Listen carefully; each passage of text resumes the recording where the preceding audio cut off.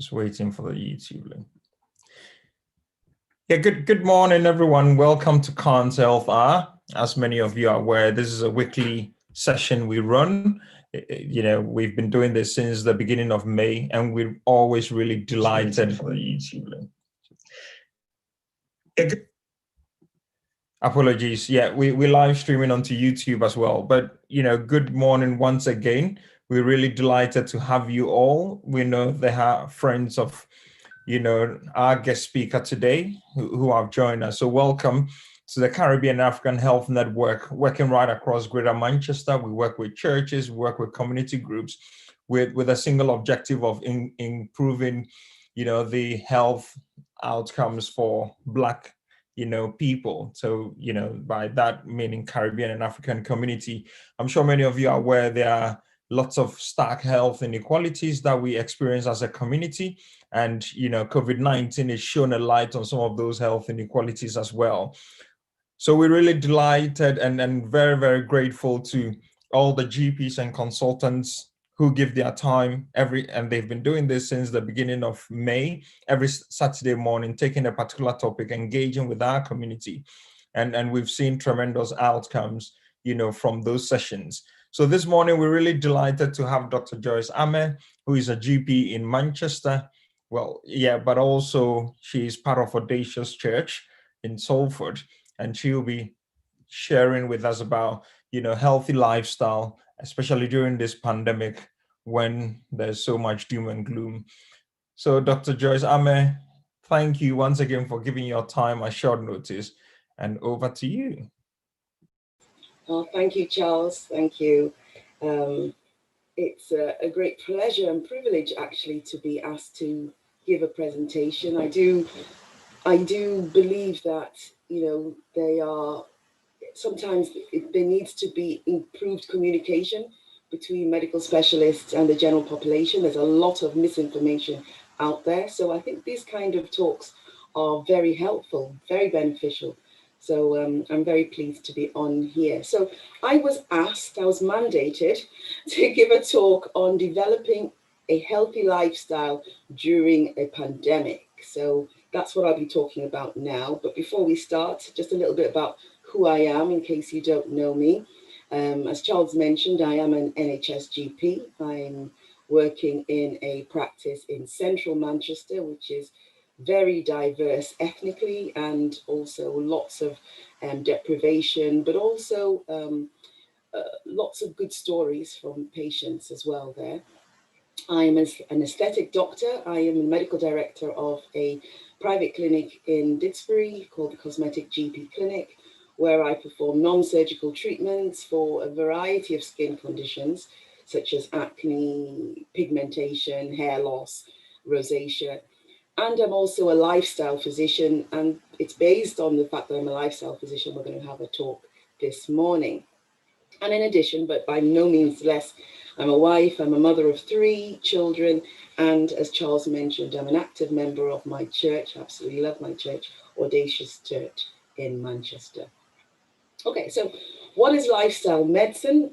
I think before we start and go into the details, it's nice for us to define what lifestyle medicine is. And then you would understand why I am not talking about medication today, even though I could.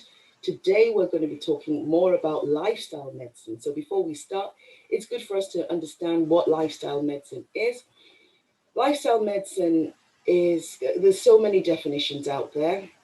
There are 3 in front of you here. It's the use of lifestyle interventions in the treatment of management of disease. Some people say it's the therapeutic use of lifestyle intervention in the management of disease caused primarily by lifestyle. It bridges the gap between health promotion and conventional medicine. But my favorite definition of lifestyle medicine is this. Lifestyle medicine is an evidence-based approach to preventing, treating, and even reversing diseases by replacing unhealthy behaviors with positive ones, such as eating healthily, being physically active, managing stress, avoiding risky substance abuse, adequate sleep, and having a strong support system. So when I was asked to talk about healthy lifestyle in a pandemic, this is exactly what we're going to be talking about this morning. What it is, evidence-based. So everything I'm going to talk about this morning is evidence-based. So as a doctor, I am a scientist, and it's all about evidence-based, the things that we could do today. That does not include buying any equipment, seeing your GP, starting any medication. What we could all do today that could improve our health and let us fight this pandemic at a more stronger position.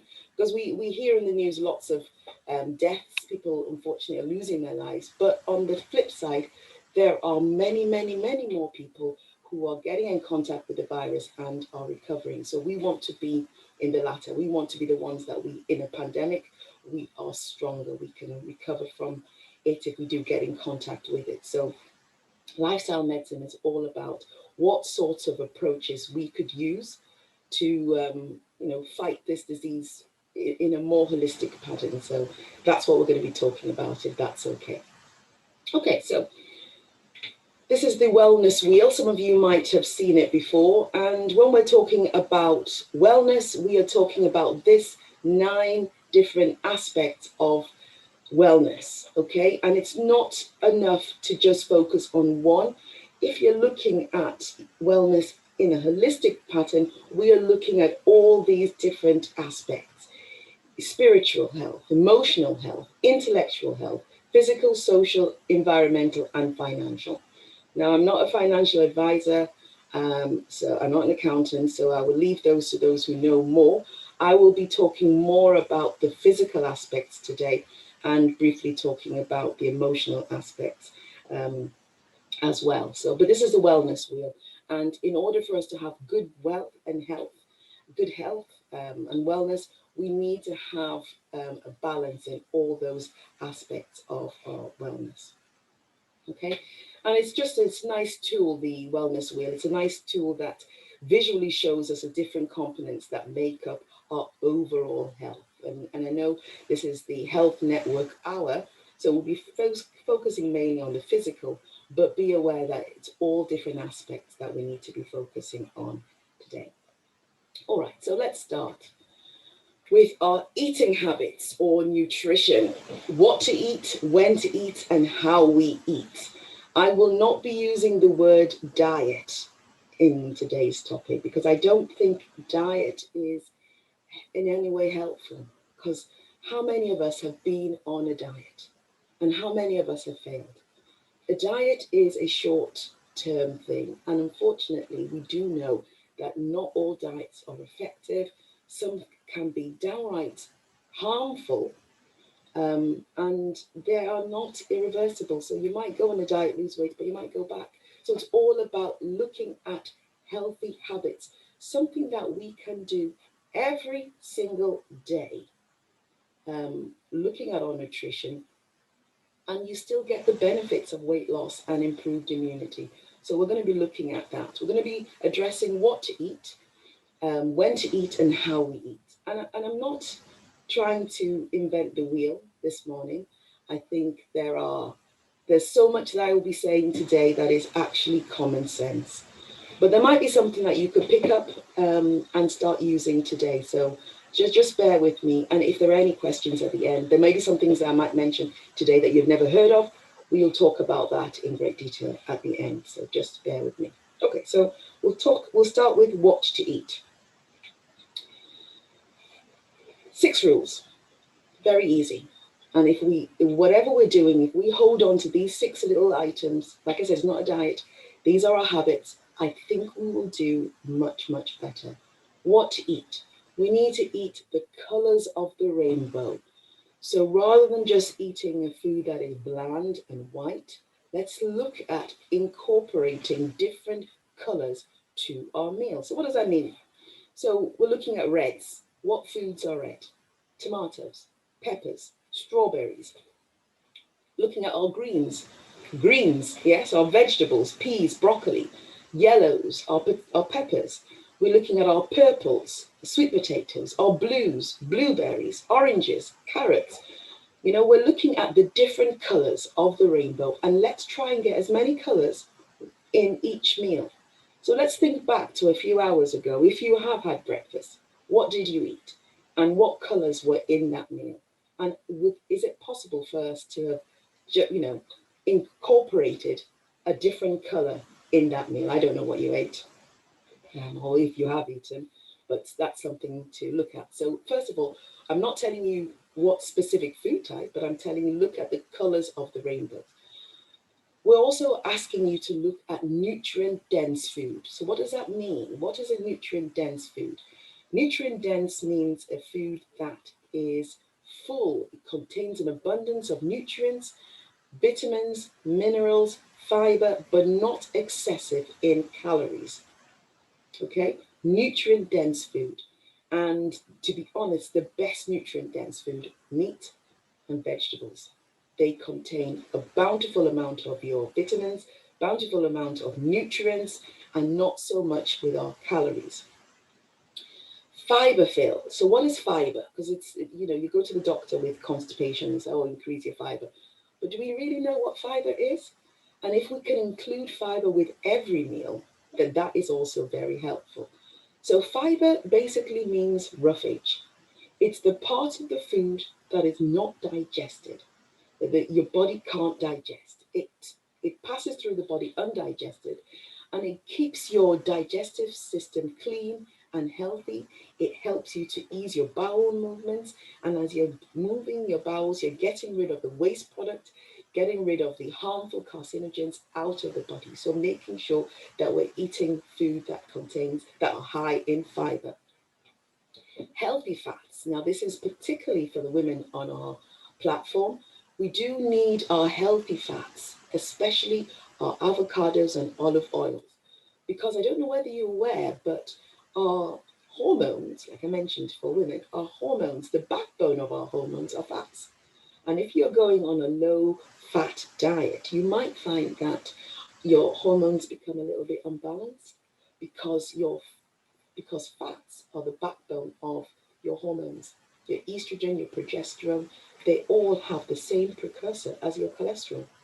So you do need to eat healthy fats, avocados, nuts if you don't have a nut allergy, seeds, olive oil. These are all good quality fats that we should all be eating. Protein, very important. We'll talk about protein in some detail later on. But can you incorporate protein in every single meal? Is that possible? Look at what you had this morning for breakfast. Did it contain protein, or was it just toast on butter on toast? Yeah, could you have added an egg? And it's also important for those who are above the age of 50, because we know that protein is so important for our muscles. And as you are getting older, naturally, you start to lose muscle mass. That is natural. As you're getting older, your muscle mass starts to reduce. That is the normal progression of aging. And if we know that our proteins are the building blocks of your muscles, then it's so important to incorporate protein with every meal. Just think about it, how you can put protein in every single meal. And it goes without saying, cutting out or cutting down, you can't cut it out completely, sugar. I don't know whether sugar has any benefits whatsoever. There is natural sugars in the foods, so adding sugar to tea, sprinkling sugar on your cereal does not give you any additional benefit. And it all causes an increase in your insulin, which we will talk about later. So sugar, I don't think has any benefits whatsoever. So those are the 6 rules. Not difficult to remember. Colors of the rainbow. Make sure you're eating nutrient-dense food, fiber-filled food, healthy fats, protein, cut out your sugar. We'll go into some detail now. Okay, so what we're talking about, whole grains. Like I said, it's not rocket science. I am sure you've heard this all before. We know that eating whole grain foods are better than eating, refined foods. But why? Why is it better? Because whole grains contain the entire grain, the bran, the germ, the endosperm. Whereas the refined food, the white rice, the white bread, have had all the goodness taken off. And hand on heart, I know white rice, it's better, tastes better than brown rice, but it's not as healthy. Brown rice contains the whole grain, and it contains our B vitamins. It contains more fiber. So does whole grain bread. And if you can change to the whole grain options, far better. They have things like whole grain spaghetti and whole grain pasta now, which makes it a lot easier. So when we're thinking about nutrient dense food, like remembered in the first slide, looking at what we're eating, the nutrient dense food, whole grains will definitely help us with that. Enjoy fruit. Remember we talked about colors of the rainbow, our reds, our oranges. You can get those colors by eating all the varieties of foods which are available in the supermarkets and the markets at the moment. But why is it important?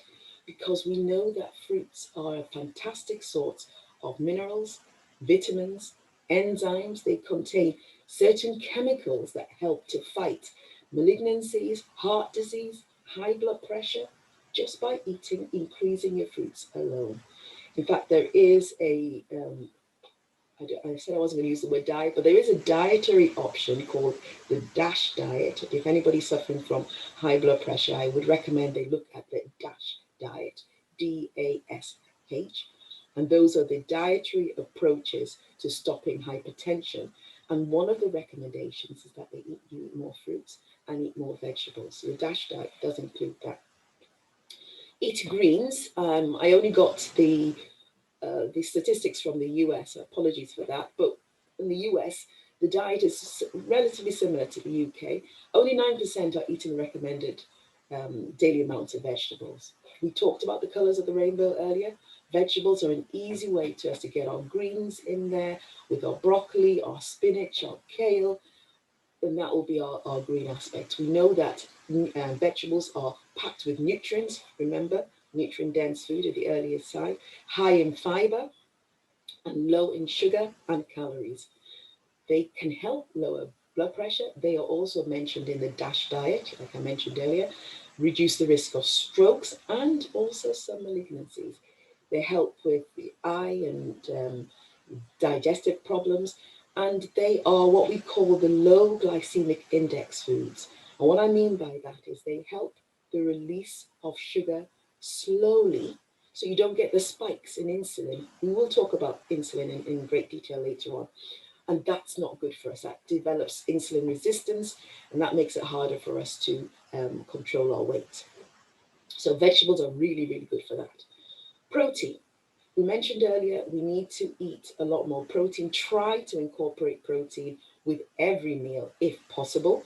And what sort of protein sources? Lean meats like chicken, fish, really good sources. So is Greek yogurts, nuts, seeds, if you don't have a nut allergy.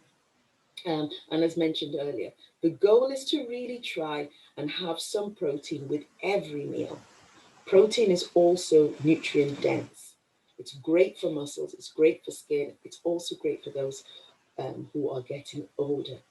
Helps us to feel full, so you're not snacking frequently. So we talked about what we're eating. Remember that earlier slide, 3 things: what we're eating, when we're eating, how we're eating. When we're eating, I don't know whether any of us have seen these options. They are I think that what is in at the moment: timed restricted eating, intermittent fasting, alternate day fasting, the 16-8, the 24, the 5-2. If you've heard about all these are just ways in which you can eat and allow your food to work for you. They're basically all the same thing. And there's one that I didn't put. They call it the OMAD, the one meal a day. They're all the same thing. And we're going to talk about that in a bit more detail now. Intermittent fasting, that's all they are. They're all about intermittent fasting.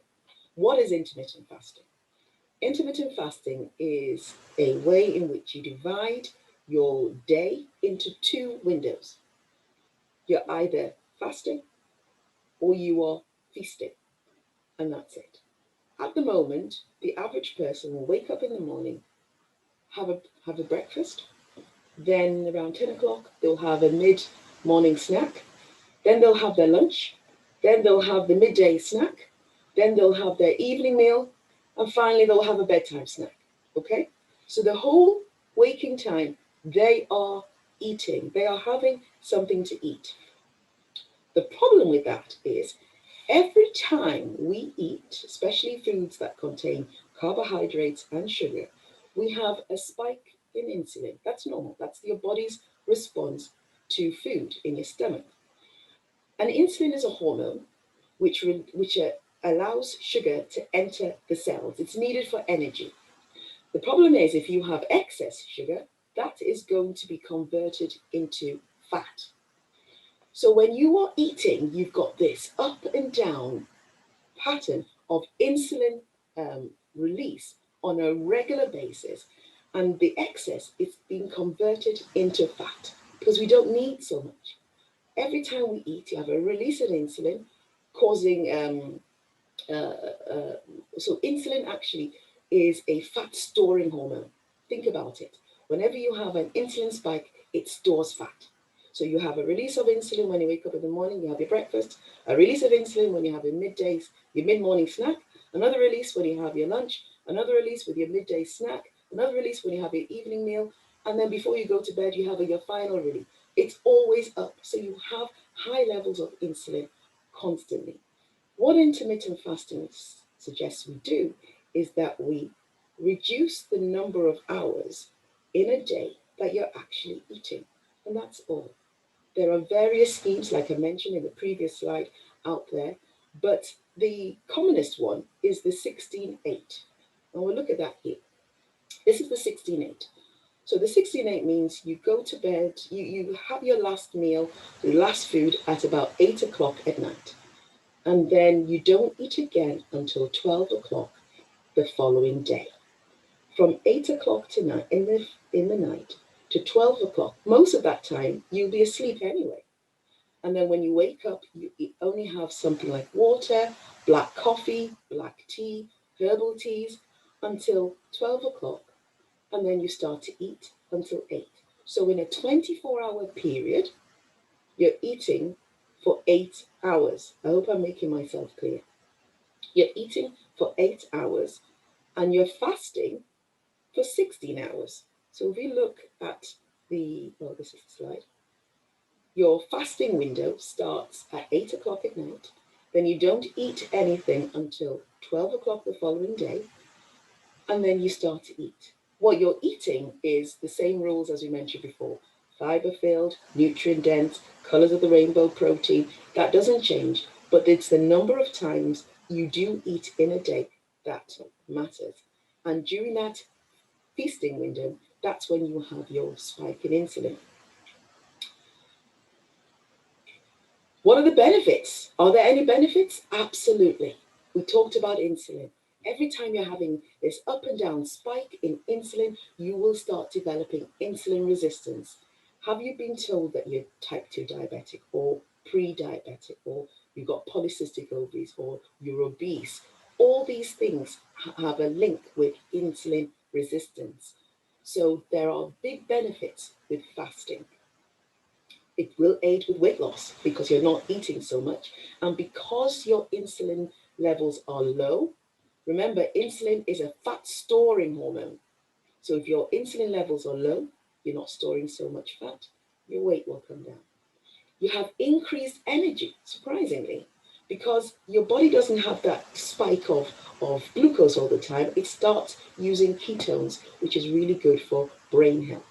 It's also good for your immunity as well. And this is what we need to talk about in our in a current pandemic. We need things that will improve our immunity, and it helps with sleep pattern. So intermittent fasting, something that maybe you've not mentioned, you've not heard before, very important. I think it's really good for us to consider those when we are looking at how to eat, how to have a healthier lifestyle in this current pandemic. And finally, and this is just basically a little slide talking about how to eat, I'm just going to mention briefly vitamin D. Vitamin D is a fat-soluble vitamin. We know that there are two main sources of vitamin D, sunlight and our diet. People who have insufficient exposure to sunlight, so for example, people in nursing homes who might not get out as much, those of us who've got darker skin, we are at much higher risk of developing vitamin D deficiency. And the current guidelines, if you're not aware, the current guidelines is that all of us should be advised to take a daily supplement of vitamin D, which you can buy over the counter. It's quite affordable now from the local chemist. But my little caveat is those of us who are darker, we need a much, much higher dose than 400 international units. We should be looking at the 2,500 or even 500 international units of vitamin D, especially in the winter months. There are good food sources of vitamin D, which we need to be aware of. Oily fish, like our salmon, our sardines, our mackerel. Liver is a great source of vitamin D. If you don't love it, start to love it now. And egg yolks. Okay, so these are all parts of the food that contain vitamin D. And I won't be doing my job talking about lifestyle, not mentioning food sources. So yes, there is also research to show, I'll just say it briefly, research did show that some patients who suffered from quite severe coronavirus illnesses had low doses of vitamin D, but I think the research is still ongoing. So I think everybody now, taking home this, start taking a vitamin D supplement now, please. Okay, so we finished our talking about nutrition, and now we're going to the easier forms. These ones are, I think it's common sense really, but we all know it. It might be just nice to serve as an aid memoir, a reminder of why we remind you to exercise. Exercise is important when trying to lose weight. It's even more important when we're maintaining weight. As a GP, it's important for me to tell you that exercise is great because it helps to lower your blood pressure. So exercise in itself, without even taking medication, can help with reduction in your blood pressure. It also helps with reducing your triglycerides, which is a form of lipids, blood lipids, and reduces your fasting glucose. So exercise is important. I mentioned before, causes reduction in fasting glucose. It prevents the loss of muscle tissue. So as I mentioned earlier, one of the things that we find with aging is we naturally start to lose muscle mass, muscle tissue. Exercise prevents that loss, as well as eating protein. And we do recommend that I put obese patients, but generally all of us, whether we're obese or not, we do recommend that you start walking. Start walking half an hour, 1 hour, 3 to 4 times a week. You don't need any special equipment. I know we're living in Manchester, the weather is not the best, but walking is the easiest way of getting your benefits from exercise done for the day. Other benefits of exercise: it helps to improve your mood, so important. It helps to improve your energy. Interesting, the more you exercise, the more energy you have. We know it helps brain health and memory. So patients who have got issues with, for example, dementia, try to get them out, try to get them walking. It's great. It helps to improve your sleep quality. And I mentioned there are health benefits. We've got weight loss as a benefit, but 30 minutes a day is really all you need for your health benefits. So the benefits for your blood pressure, for your cholesterol, for your sugar, for your mood, 30 minutes a day. It's not a massive amount, really. We can all get 30 minutes a day to do some form of exercise. And that's all I need to say on exercise. I think we all know what we need to do. Okay, briefly talking about smoking. Once again, we know quitting smoking has helped with blood pressure reduction. The NHS has quite a fantastic smoking cessation program out there. If there is anybody on the platform who is smoking, I would recommend you stop. because we know that smoking is linked with many cancers, it's linked with heart disease, it's linked with the development of a chronic lung condition called COPD, it's linked with premature births, low birth weights, and for women, it's linked with premature aging, the wrinkles that we're getting, it's not so great, and with poor wound healing. So there isn't really any benefits from smoking. So anybody on the platform who is smoking, I would advise to stop um, if you can. Mentioning about alcohol, alcohol in moderation is not a problem. It's the significant, severe alcohol intake that we need to worry about. And we do know that reducing alcohol intake can also reduce blood pressure. And it's quite a significant reduction, actually, from 3 points to 2 points in your systolic and diastolic. So that's the top and bottom figures in your blood pressure. So I will mention that alcohol is in itself not bad, but it's anything in moderation. When we're talking about alcohol, it's all about moderation. Okay, so let's go into sleep. Developing a healthy lifestyle, we need to talk about sleep because, to be honest, as a GP, I don't think any day would pass if I'm in the surgery and I don't speak to a patient about poor sleep. Poor sleep is almost as pandemic as coronavirus. It is a global problem at the moment. And the unfortunate thing about poor sleep is that it affects us globally. If you are struggling to sleep, then there are certain things that would happen to your physiology with sleep disturbance. Short courses of poor sleep, you're working nights, you're having difficulties, you've suffered a stressful situation at work, you're thinking about it. Those ones are not the problem, but I'm talking about the chronic, prolonged sleep disturbance, which unfortunately is quite common. That is an issue. It is linked to poor mental health, it's linked to depression and anxiety, and as we improve our mental health, we find that our sleep improves, and vice versa. As we improve our sleep, we find our mental health improves. It causes a decline in your cardiovascular health.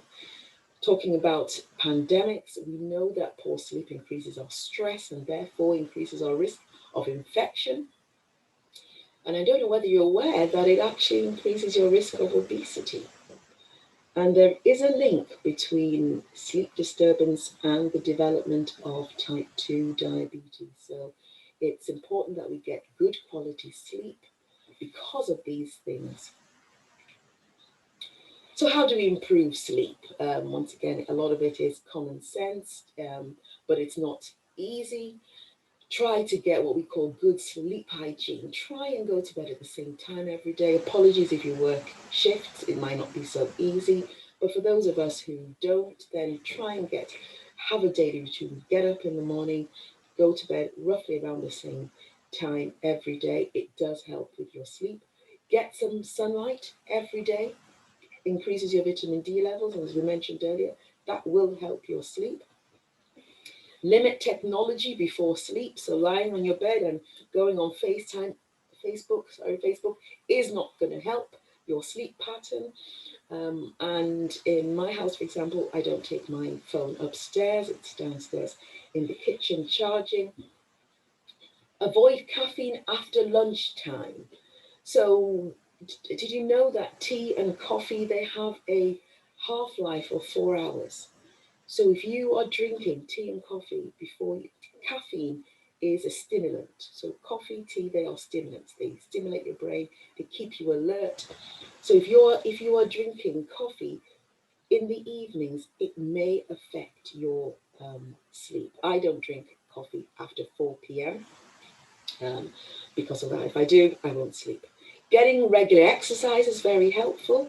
Keeping your room dark and quiet, it goes without saying. Some people talk about magnesium supplements and meditation before bed. Having a bit of quiet time, having time in prayer can actually help to improve your sleep.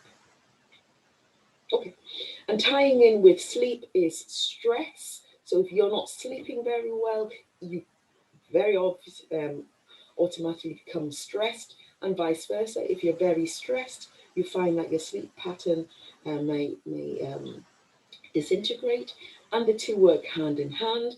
So stress, as you know, it's the body's automatic response to perceived threats.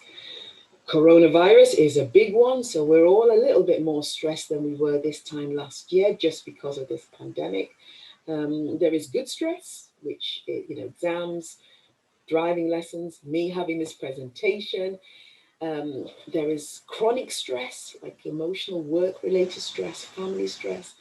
And the way we cope with stress matters, because if you've got positive ways to cope with stress, the same thing with sleep, we'll find that you can cope a little bit better. But there is the negative ways of coping with stress: drinking tea and coffee, being on your phone,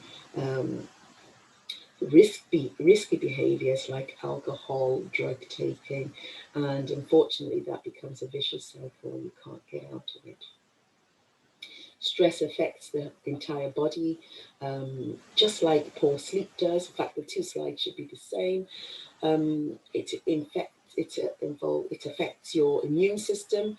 So with stress, you have high levels of inflammation within your body, and that can lead to chronic illnesses.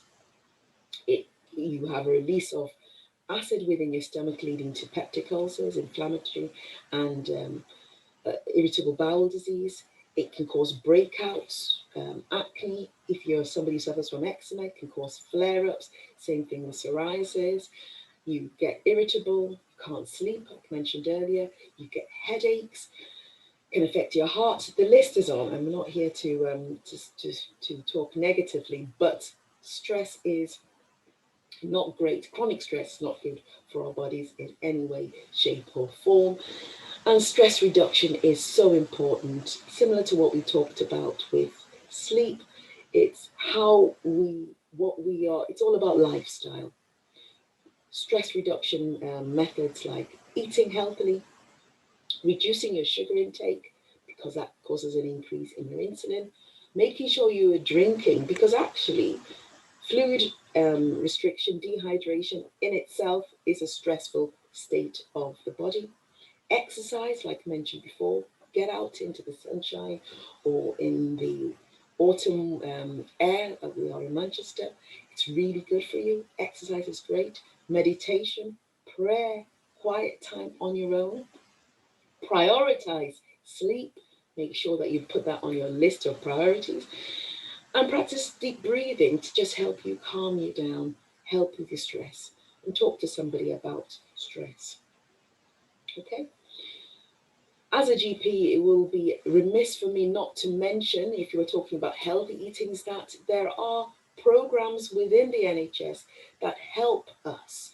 We call them the NHS screening programs.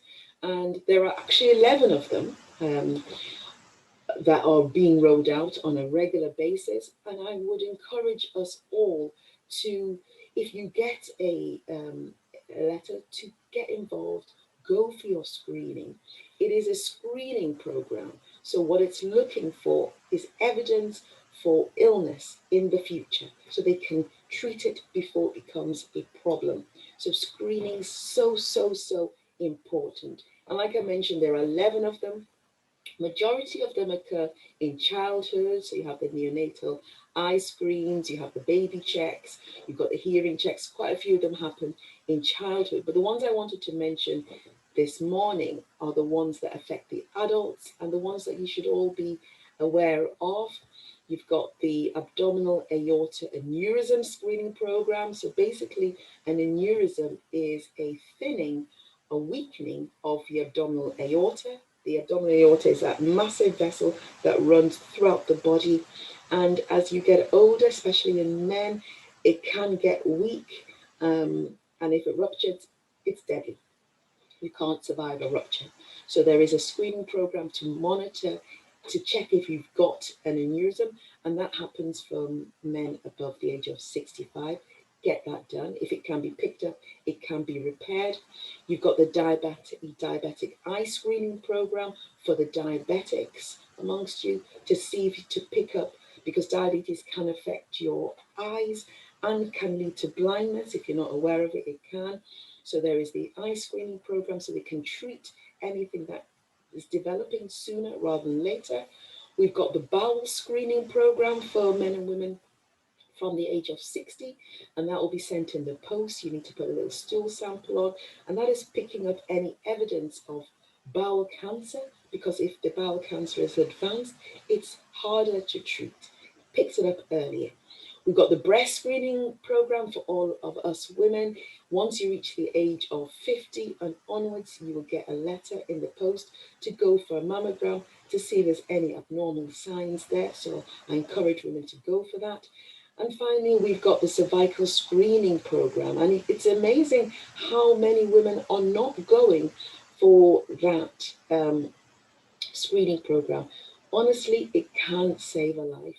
And that's for all women from the age of 25 to 65. It's every 3 years from the women from ages 25 to 50. And then when you reach to the age of 50, it's every 5 years. But I would encourage you to go in and get the screening programs done. I have worked in a country where there is no screening programs. And the fact that we have this available for us free of charge, I think we should make the most of it. So living healthily within a pandemic will involve getting yourself plugged in, going for these screening programs, which are still ongoing, even though there is a pandemic. And I've just thought of one, even though I didn't put it on, it's just come to my mind now, that there is the routine health check for people above the age of 40. I'm not sure if you're aware of it. Once you reach the age of 40, you will be invited into your GP to get your blood pressure checked, to check your sugar, to check your lipids, and that is a general check because we know as we get older, we're more at risk of developing high blood pressure, problems with our cholesterol. So that's something I didn't put it on the screen. I didn't think about it until this minute, but that's something that we should all be involved in make sure we get that done. Okay. About finishing. So why is healthy lifestyle important? Why am I spending time talking about that? The reason is that healthy lifestyle behaviors are included in every practice guideline for chronic disease prevention or management. So as a GP, anybody that comes in with blood pressure problems, hypertension, anyone that comes in with diabetes, anyone that comes in with asthma, with COPD, arthritis, fibromyalgia, anyone who comes in with a chronic disease, we will talk about healthy lifestyles because they can help ameliorate some of the symptoms that we are getting. It's so important. And relatively small lifestyle improvements, if maintained over time, can reduce the risk of developing as well as the progression of chronic disease. And wouldn't that be great for if you've been diagnosed as having diabetes or blood pressure for you to go in and your GP to say, actually, you don't have it anymore. And sometimes with lifestyle changes, these things can happen. So it's so important. So what are we going to do today with the talk I have mentioned? We talked about quite a few things. We talked about healthy eating. We talked about exercise. We talked about sleep. We talked about stress reduction. We talked about vitamin D. We talked about the screening programs. There must be something in there. We talked about fasting. Yes, there must be something in there, even if it's one thing that we could do today. Think about it. What is it that I would like to do today that could help improve my health? And you start where you are. I'm not asking you to get any equipment out at all. You could put on your trainers, go out for a 30-minute walk. That will help your vitamin D. That would get your exercise in. That will help your sleep. That will help your stress reduction. Use what you have. If you've got legs, then use your legs. Go out and get that done. And do what you can. I think in this pandemic, it's all important to use what we've got and do what we can to improve our health. That is absolutely so, so important. And just briefly, this is the prevalence of lifestyle-related conditions. So conditions that occur because of the way we are. You know, some people, unfortunately, are diagnosed with things like type 1 diabetes. That's got nothing to do with your lifestyle. That's just, you know, the way it is. Some people have, sickle cell disease. That's a genetic condition. That's nothing to do with your lifestyle. But there are certain lifestyle-related conditions which you need to be aware of. And if you've got a lifestyle-related condition, lifestyle changes can help to reverse or at least modify those. And those are things like being overweight, being obese, with large abdominal circumference, cardiovascular disease, peripheral vascular disease, hypertension, problems with your cholesterol, diabetes, I'm talking about type 2 and pre-diabetics, metabolic syndrome, arthritis, and some causes of osteoporosis. These are all lifestyle-related conditions, and it's incredible to see how many people have actually got this condition.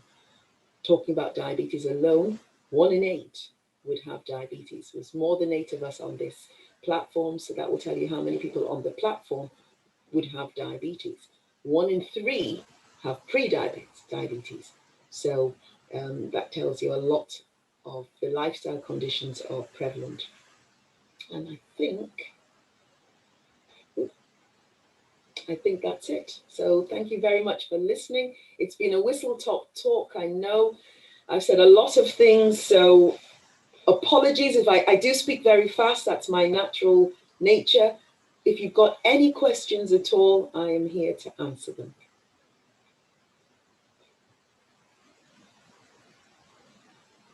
Right, thanks, Doc. If you can stop sharing the screen, then people can see you. Lots of questions for you.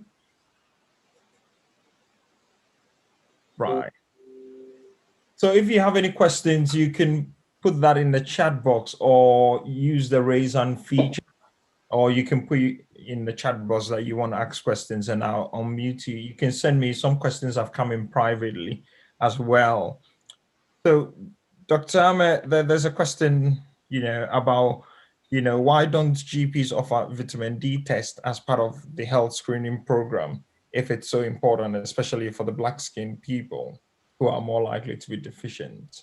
Yes, so the truth of the matter is we know that vitamin D is very important, but we won't include it as a screening program. That's not part of the government guidelines. What the government says is regardless of whether you have got a test or not, if you're an adult living in England, you should be taking vitamin D anyway. They will only do a vitamin D test if you have certain conditions. So if you present with joint pains or tiredness, if you have got a family history maybe of vitamin D deficiency, and if you're on certain medication, that's the only way, the reason why we would do vitamin D in the community. But vitamin D deficiency is so, for want of a better word, pandemic. It's so common that there's no point in doing a check. You should be taking vitamin D anyway. All of us should be taking vitamin D. I take vitamin D every day, and I've not been checked. Great. Okay. So a follow-on question: can we get enough vitamin D, especially in the winter, from food without taking supplements? So the guidelines would be that you take a supplement. If you are eating a lot of vitamin D rich food, I mean, it's going to be difficult for one to quantify how much vitamin D is in the food, but I would say regardless, take a vitamin D supplement and try as much as possible to eat foods that contain vitamin D as well. Great. So just to mention, we are thinking of a possible project as part of helping people keep safe and with masks and stuff. And we're thinking of, having vitamin D. So I know, a colleague of ours within Manchester Health and Care Commission is on the call this morning, and she will be really delighted with that. So Doc, we're going to come back to you because the plan is to have a leaflet with the foods that can give us high level or good levels of vitamin D, as well as, some other health guides, in the pack. So we will come back to yourself. I'm going to bring in Pastor Yemi. You can unmute yourself and ask your question.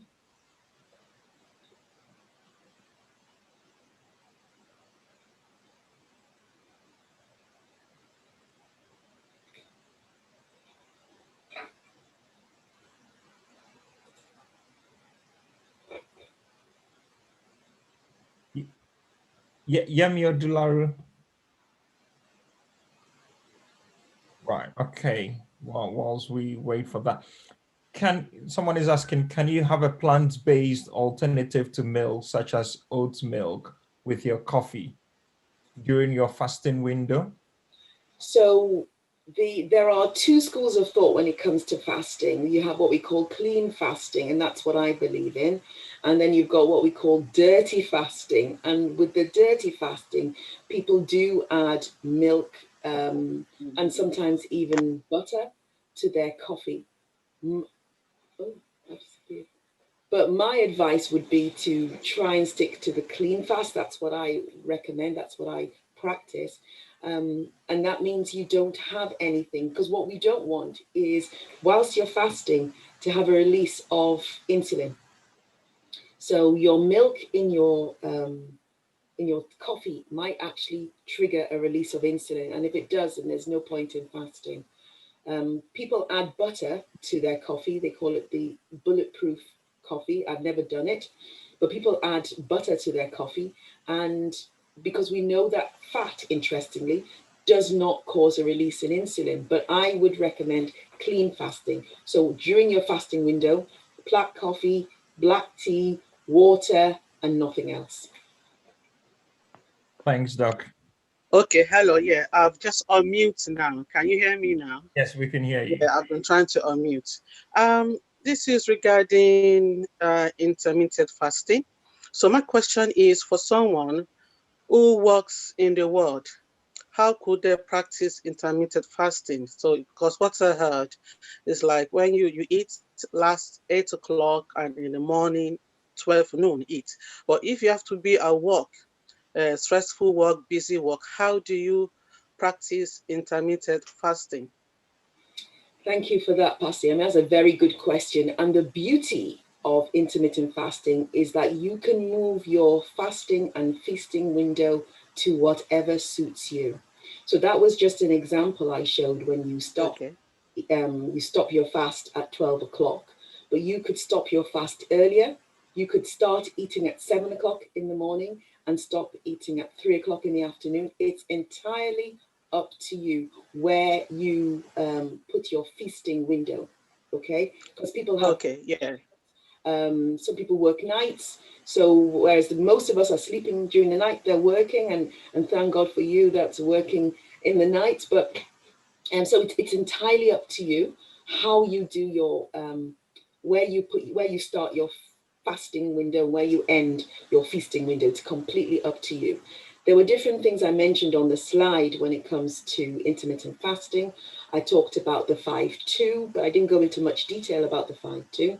The 5-2 means that on 2 days a week, and this was a fellow GP who revolutionized it, 2 days a week, you only eat 400 calories. So you could still eat during that day, but you just eat 400 calories. There's the 1 meal a day where you don't eat at all, but you just eat once a day. And there's the alternate day fasting. I'm not prescribing any one specific one, but I just want us to maybe go back and look into it in more detail and find the one that suits you and suits your life, your lifestyle. But that's a very good question. Okay, thank you, Dr. Joyce. Thank you. Great. So someone is saying we often talk about having caffeine intake in the morning to wake us up. This often gets, this person's heart racing. Would you advise that she avoids the coffee and other foods, any other foods she needs to avoid? Okay, thank you for that question. So I'm only mentioning black coffee as something that you can drink during your fasting window. If you respond negatively to caffeine, I would say don't drink it. If caffeine gives you the shakes or it gives you palpitations and you can't tolerate that, don't take it at any time during the day. Caffeine for me, once I have it after 4 o'clock, I'm unable to sleep. So I don't drink coffee at all, even the decaffeinated coffee or tea after 4 o'clock. That's my personal preference. But anybody, if you have anything, Red Bull or whatever contains caffeine, and it gives you palpitations, gives you the shakes, don't drink it. To be honest, I think it's a myth that you have to drink coffee in the morning to wake you up. I think a lot of times people wake up in the morning and they feel a little bit sluggish because they're dehydrated. And if you're drinking your water, make sure you drink lots of fluids, you get out, get some exercise, get some sunshine, you will also wake up. So, I mean, children don't drink coffee and they do wake up. So I think it's a bit of a myth. Don't drink it if it gives you those symptoms. Thanks, Doc. I think Eudis, you have a question? I think Eudis is asking about recommended dose. I'm not sure if it's vitamin D. Eudis, are you able to unmute and ask?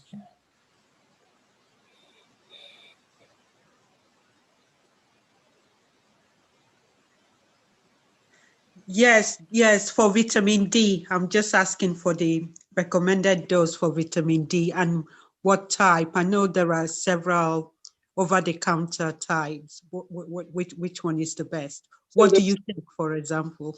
Yeah, so there are different types of vitamin D out there. There are the tablets, there's the liquid, and there's even a spray, which is available. I think Holland and Barrett, I know quite a few of my colleagues, they spray the vitamin D in the morning. I take a capsule every morning of vitamin D. I don't have any shares in any company. I don't think any particular one matters. It's the one that you prefer and the one that you can afford. It's not expensive at the moment. The recommended dose is 400 international units. 400 international units is the recommended dose for all adults, especially in the winter months. 400 international units. Now, my advice, and this is outside guidelines, so you can take it if you want. My advice for all of us who are of a darker shade is that we need a much higher dose of vitamin D. And my advice is to take at least 2,500 international units. It's available in Boots as a little tablet, and that's what's my second. Is it 2,500 per day? 2,500, yes, international. Okay. In fact, I know some of my colleagues who take a much, much higher dose, up to 4,000 international units days. And there's been no, as far as I'm aware, side effects of that. But the government recommendations, UDS, is 400. Thank you. Thanks for that. So before I bring in Galaxy S8 Plus, someone is asking, is it good to have tea without milk or tea with, lemon milk or, the light version, the skim milk? Are we talking about during the fasting or? Well, the person didn't specify. So if you are fasting, so I think that's probably where this is coming from. I did talk about intermittent fasting, and then during your fasting periods, you can drink your tea, your coffee, but without any milk, because you don't want to spike in your insulin. So we don't want you to have anything that would cause an insulin spike. That's why we cut out snacks. That's why we cut out any sugars, any food whilst you are fasting. And remember, most of that time you're asleep anyway. It's just for a few hours in the morning. It depends on where you put your fasting window. It's up to you. So you can drink your tea without milk, without any problems. You can drink your coffee. I drink black coffee in the morning now, without milk or sugar. Shouldn't be a problem. Okay, Galaxy S8 Plus, could you unmute yourself and ask your question?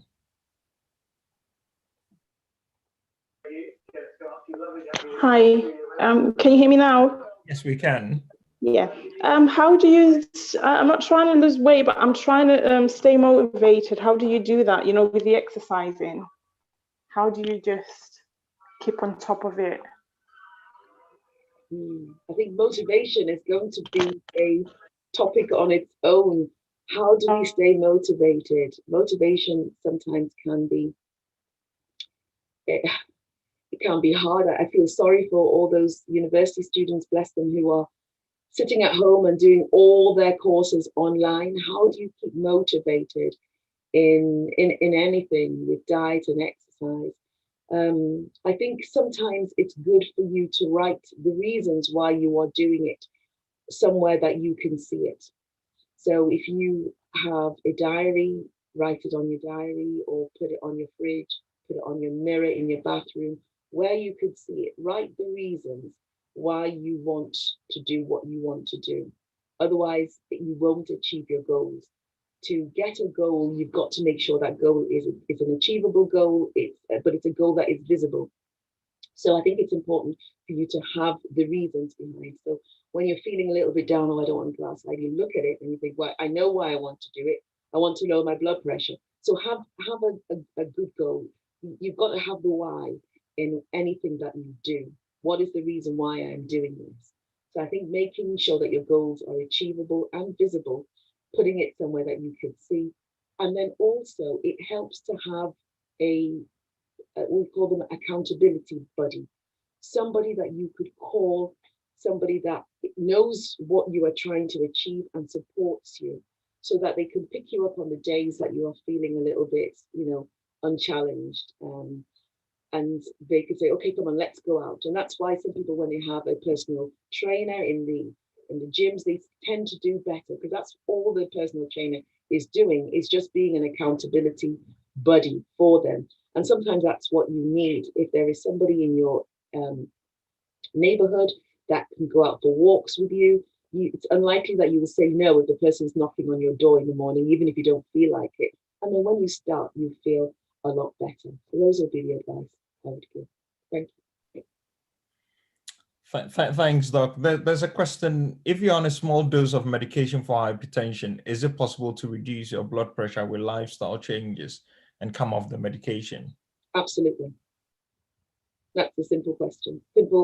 Simple question, simple answer to that question. Absolutely. Lifestyle changes can definitely help you lower your blood pressure without a doubt. We've got many instances of people who are on blood pressure medication and even medication for diabetes type 2, though not type 1, who have come off medication because they have improved their numbers.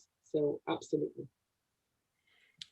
Great. So I'm going to bring in Sister Margaret. Can you unmute yourself? But I'm going to ask one. Someone is asking, can you have some carbs during your fasting window and still lose weight? So if we're talking about intermittent fasting, like I mentioned, no. When you're fasting, you've got to fast. No carbs, no nothing during your fasting window. Now, when you are feasting, remember the rules I talked about, the high fiber, nutrient dense, get your protein, healthy fats. That's what you would eat whilst you're feasting. But when you are fasting, then no. Because what we don't want is for you to release insulin. Carbohydrates, sugars will definitely do that for you. Great. Sister Margaret, can you ask your question? Yes. If somebody has high blood pressure of 171 over 110, I've been to my GP, they've reviewed it, and I think I'm eating the balanced diet, but listening to the colors of food today, I don't know how to weigh it, and also diabetics. So I don't know what to do. I go, they see, say, come back in 2 weeks' time, come back in 2 weeks' time, and I've been going. It's like, I don't know what to do. I've been praying. I pray and fast. I meditate before I go to bed. That I drink tea without milk. So I don't know. So that's going to be it's going to be difficult to answer. I don't know your medical history at all, Margaret. But although I am talking about lifestyle changes, I am a GP. So if somebody came to me with an elevated blood pressure, I would be putting them on medication as well as discussing lifestyle changes with them. Okay. So Okay. if I don't know the particulars of your medical history, it's going to be difficult to give you advice. But I would say, regardless of your blood pressure, you're doing a lot of the things that we're saying. Make sure you're having your daily exercise. Make sure that you're eating the colors of the rainbow. Make sure that you are cutting out your sugar. Look at your weight. Get your weight into a healthy body mass index. And make sure you're prioritizing sleep. I think if you're doing all those things, you will definitely see some improvement. But without knowing you or even seeing you, I don't know how to give you all that advice. I don't take sugar at all. But like I said, I simply just want to give you advice. Yeah. I'm not your GP. I can only give you the lifestyle advice, which is what I've done. So how do I get the advice from you? Sister Margaret, I will put my number in the chat box if you speak to, if you link up, I'm sure we can negotiate with Dr. Joyce as she and her colleagues. They will be happy to do one-on-one offline. Thank you. Right. So I can see Yemi's hand is up again.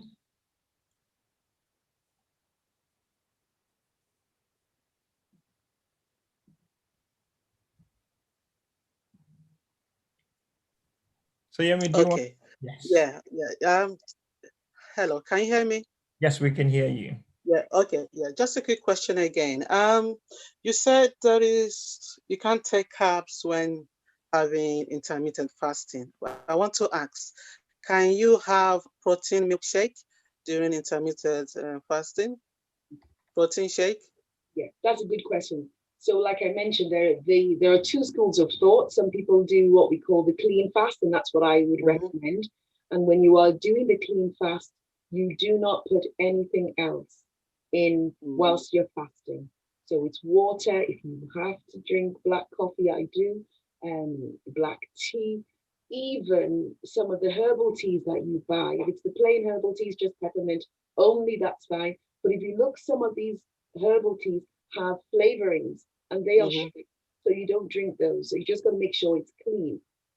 If you're going through the clean fast, you don't add anything. So protein shakes, absolutely not. Now, when you start to eat, when you start to feast, then you could increase those, you could put those in. So the key is whatever you are, depends on which way you want to do, if you want to do the dirty fast or if you want to do the clean fast. I would recommend a clean fast because then you know what you are eating at all times. And then if things go wrong, if your weight's not coming down, if you're not getting the benefits of intermittent fasting, you'll be able to look at what's the cause. But if you're doing the dirty fast, if you're having milkshakes and you're having protein shakes, we don't know for real what's inside some of these shakes, unless you're making them on your own. And if you're making a protein shake on your own, what are you putting in them? Because if you're putting your fruits and your carbs and your sugars in there, you're going to have an insulin spike. So you're not fasting.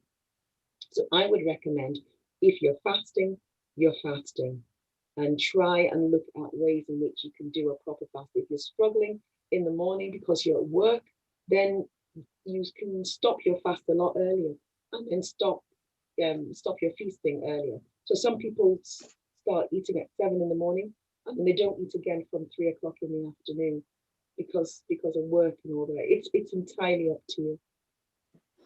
Okay, thank you very, very much. I think I just figured out now why my weight doesn't go down so quick. So thanks for that.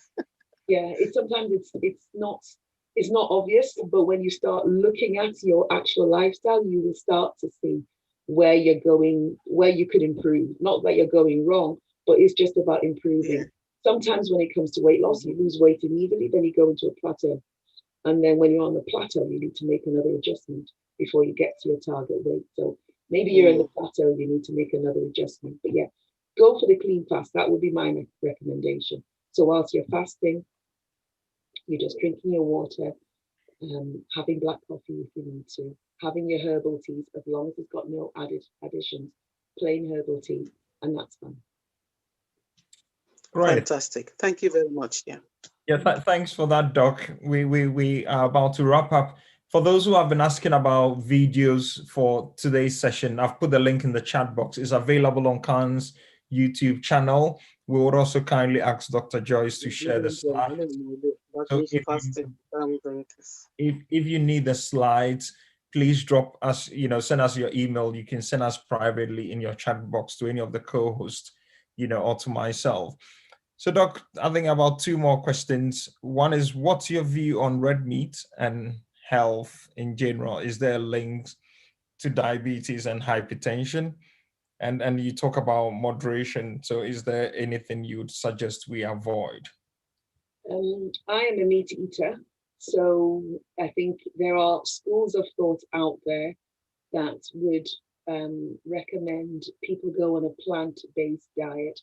I am a believer that nothing should be excluded from your diet at all. That's what I believe, but in moderation. So you're quite right. We know now that there is a slight risk. There is a risk between red meat, especially processed meats. So we're talking about things like salami, hams, sausages. There is a link between the processed meat and bowel cancer. So if you can reduce the number of times in a week that you are eating your processed and your red meats, and you can eat your white meat, so your fish, your chicken instead, that's a lot better. Or have even better days where you're not eating meat at all. Have a couple of vegetarian days a week.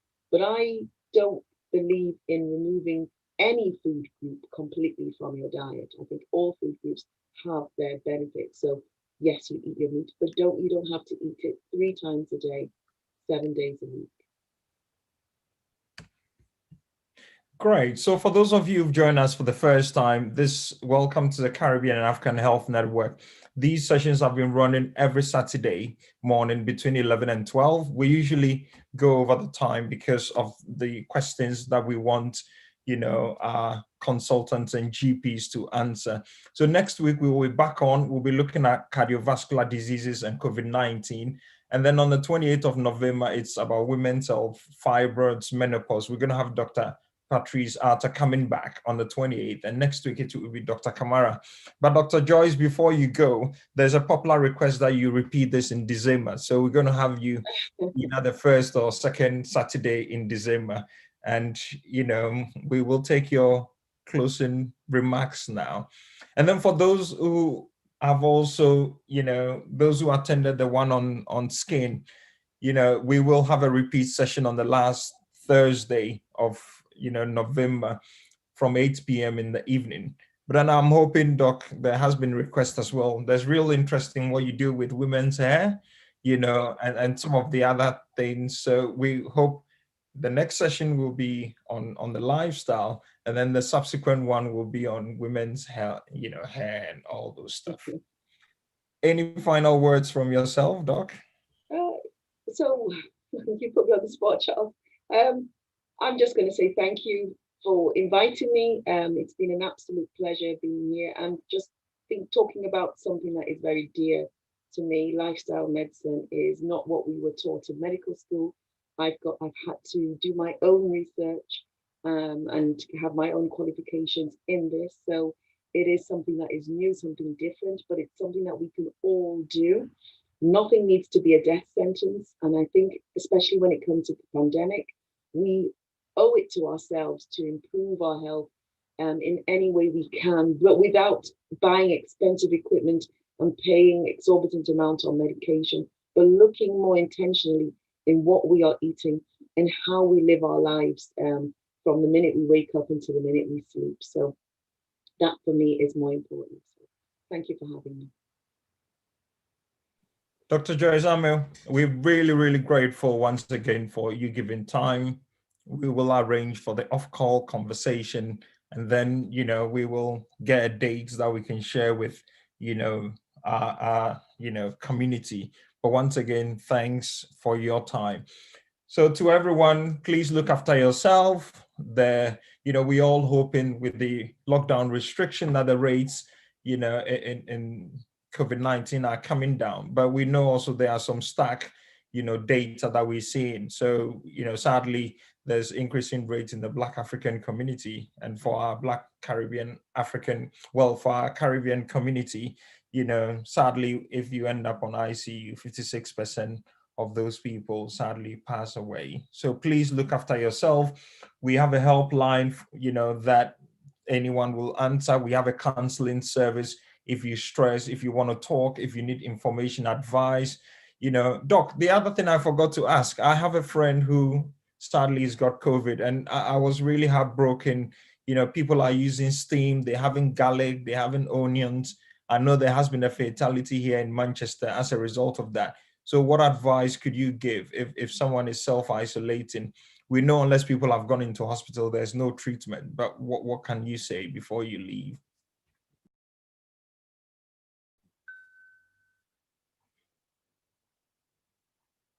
No, Doc, you're on mute.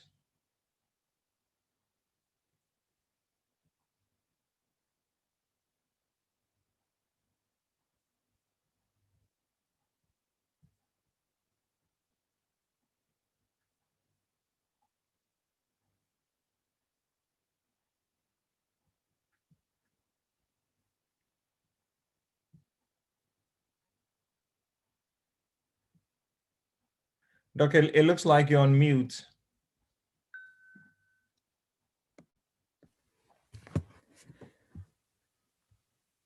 Charles, she's just put a message to say that she cannot unmute. Right, okay, yeah. Okay, it was saying that I was unable to unmute myself. Apologies. That's okay. So to be honest, most cases of COVID would, for most people, it's quite mild to moderate symptoms you would get. It's only the severe forms of COVID that you would end up going into hospital, having a ventilator. And even in hospital, there are much better treatments out there. But if you are home and you are suffering from mild to moderate COVID symptoms, the advice would be to treat it as you would the flu. And everybody has their own flu remedies, their traditional flu remedies that they have at home. None would be harmful. If you're not having any significant problems with breathing, then you could do whatever you normally do for the flu at home. Take your fluids, take your paracetamol. If you're having aches and pains, make sure you're having enough sleep, eat a balanced diet. And if you believe in things like garlic and honey and lemon, that will do you no harm. But I would stress that if you are having significant problems with breathing, then you shouldn't be home. Otherwise, yes, most of us, myself included, I have had the COVID infection, and it wasn't nice, but I didn't at any time feel as if I was close to death's door, and I just took rest and fluids and paracetamol when I had it. Okay, thanks for that, Doc. Yeah, great. So, for those of you who are interested, but also Doc mentioned physical activity or exercise or moving. On Tuesday between 6:30 and 7:30, we have a physical activity and nutrition session. So, if you need any of the, links to these sessions or the Zoom ID, just drop us a line, info@cahn.org.uk, but also Elizabeth has put that in the chat box. So enjoy the rest of your week and keep safe. Remember, face, hands, space, and look after yourself and your loved ones. Have a wonderful weekend. Doc, thank you once again. Thank you.